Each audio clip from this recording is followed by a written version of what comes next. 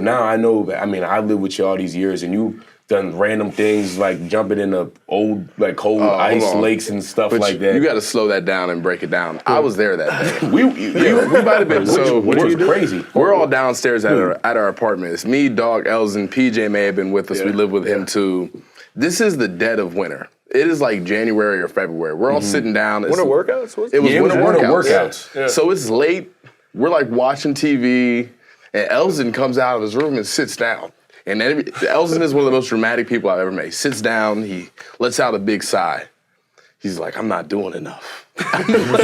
Well, the good news is we got a workout at 4 a.m. tomorrow, so you can do it tomorrow. He's like, no, I need to do something now. He gets up.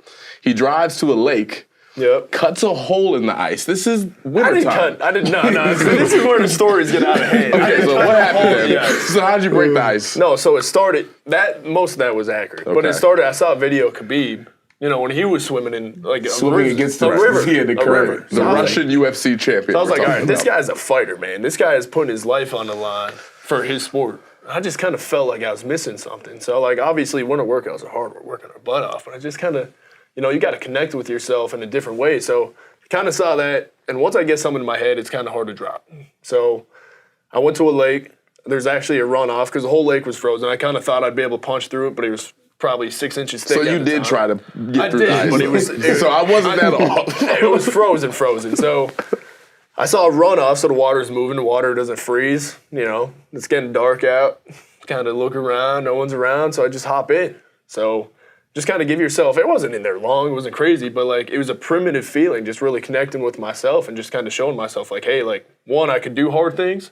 And two, if I tell myself I'm going to do something, I'm going to do it. So I think that was really the strength of it. So listen, man, I respect it. I'll never understand it, but I respect it nonetheless. No, it was definitely a different experience. I don't go around telling everybody that because people probably think I'm a little weird, but it is what it is. Well, I mean, honestly, though, in 2023, like I get on TikTok, it's David Goggins videos, it's Jocko. It's starting to become more and more of a conversation point, this extreme lifestyle of doing things like jumping in frozen lakes. And what do we say?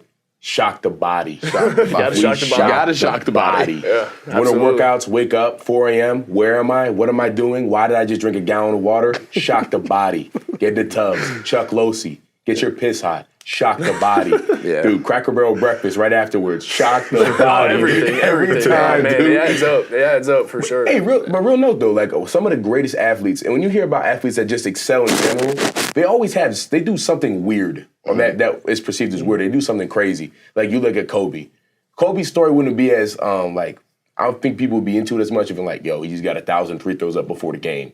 Like he's doing things that other people aren't willing to do. Yeah. And I think athletes, we always try to look and find something out of our bubble, out of our like sport to try to get the edge on people. Yep. I know a big thing from like D linemen and O linemen, we did a lot this offseason was boxing and working hands at Lombard MMA and stuff like that. And I think a lot of us, like, I know me, Hawk, and Elzen, I don't know if you're into it as much, but like we watch tons of like mixed martial arts and lots of UFC and like, we study the greats, man, study like Ali, study Frazier, Liston. Like we're looking at those guys and trying to find things that they did that set them apart and implement it into our sport.